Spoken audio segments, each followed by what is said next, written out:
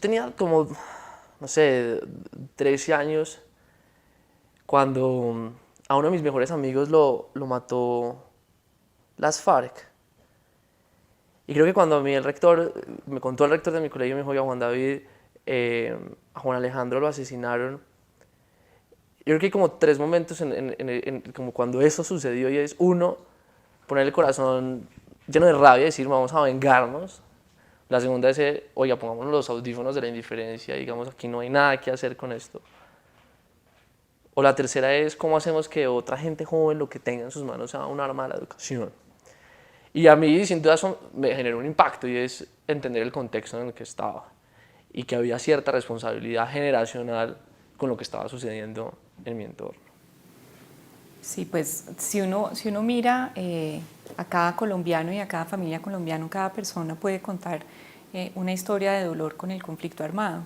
Y el conflicto tiene unos costos muy grandes económicos para el país. O sea, yo sí estoy convencida que el país se desarrolla menos, produce menos, que si no tuviera una guerra.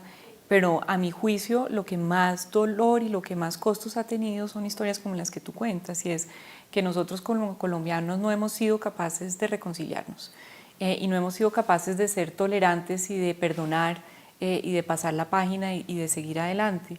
Y yo creo que parte del proceso de paz en el que estamos ahorita es que logremos mirar hacia adentro, entender y de ser empáticos con las personas que han sufrido el conflicto, y entender que tenemos que sacrificar ese dolor, esa rabia, para podernos perdonar y para que el país avance y para que el país sea un país pujante, lleno de oportunidades.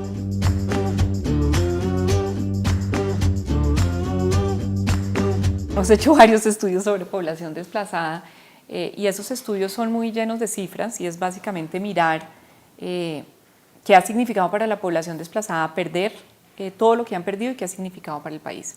Entonces, para la población desplazada ha significado perder su medio de vida, toda su educación que habían adquirido en el campo, porque ellos eran básicamente campesinos que saben producir la tierra y se vienen a la ciudad y eso nunca se los van a reconocer.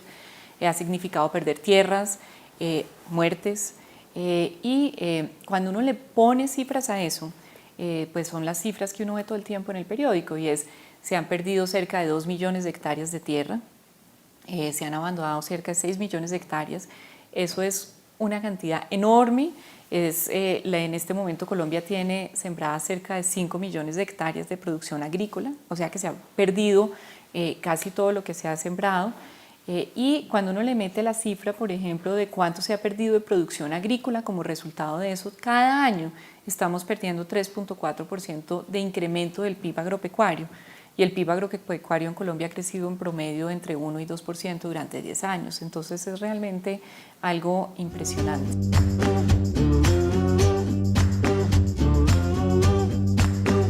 Yo creo que los emprendedores sociales son una respuesta para lo que le viene al país, haciendo con ellos proyectos muy concretos y muy específicos, donde utilicemos la ley de alianzas público-privadas, donde fortalezcamos los emprendedores sociales y que sean ellos los que nos ayuden a mejorar la educación, los que nos ayuden a llevar la industria, los que nos ayuden a llevar muchas innovaciones a las comunidades.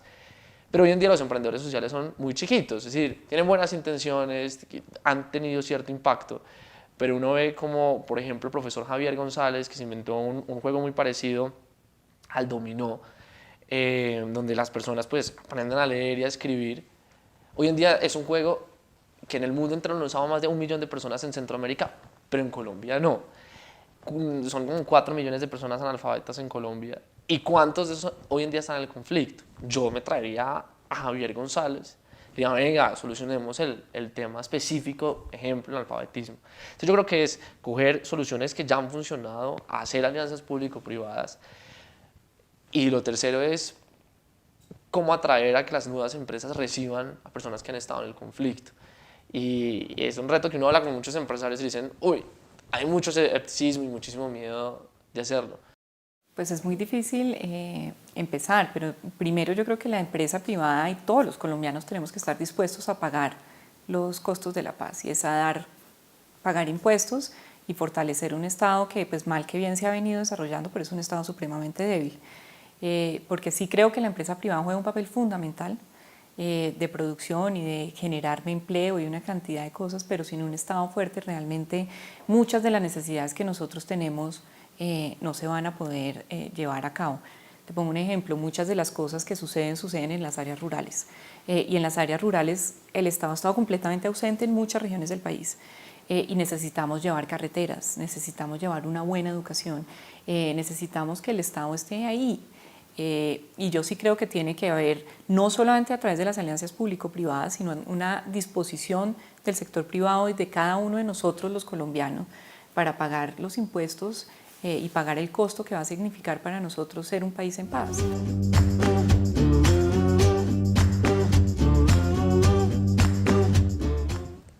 Yo creo que nos han vendido un poco el cuento que estamos en un país muy parecido a Gótica, donde hay un Batman y que el Batman nos va a solucionar el problema.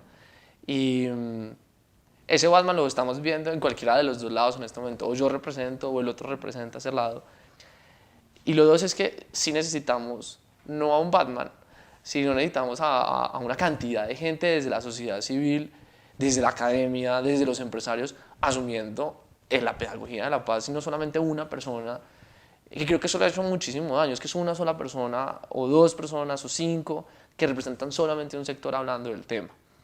Y dos, ponerle el reto al país, como que uno de los éxitos que uno ve en Sudáfrica, en el tema de los jóvenes, es que invitaron a los jóvenes a que propusieran ideas de cómo teníamos que construir la paz. Y hoy, hablando con Álvaro Forero de la Fundación Liderazgo y Democracia, lo que hablamos es cómo podemos invitar a los jóvenes a que nosotros empecemos a proponer cosas muy concretas de qué tenemos para hacer por la paz, más que en ese país en paz. Cuando uno ve lo del voto en blanco y uno de verdad el tema de las instituciones, es que yo no me siento representado por absolutamente nadie.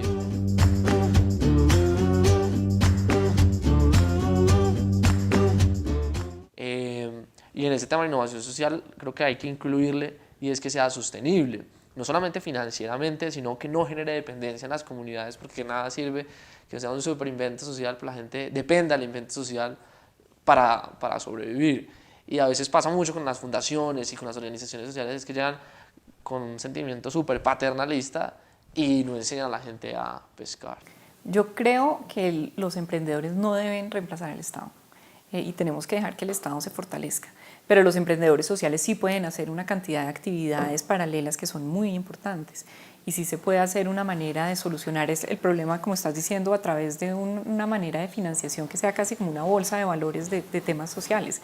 Eso sería súper extremadamente interesante. Que nosotros en el año pasado logramos de una forma muy sencilla de llevarle libros actualizados a punta de gente que pedía una pizza, y cada vez que pedía una pizza le mandábamos le decíamos al que, digamos, cuando llamaba al cliente le decíamos: oiga, busque en su casa un libro en buen estado para un joven o un niño en una escuela rural en Colombia, y él se devolvía con el domicilio con la pizza.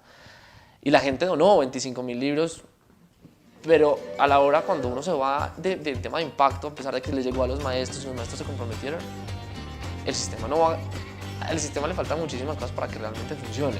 Y si es político, o sea, a la última sí se necesita gente como tú haciendo política, y como gente que realmente le interesa el tema y que no sea una discusión entre los mismos de siempre, y que la educación no es un tema porque a los políticos muchos no les interesa que ese sea el tema.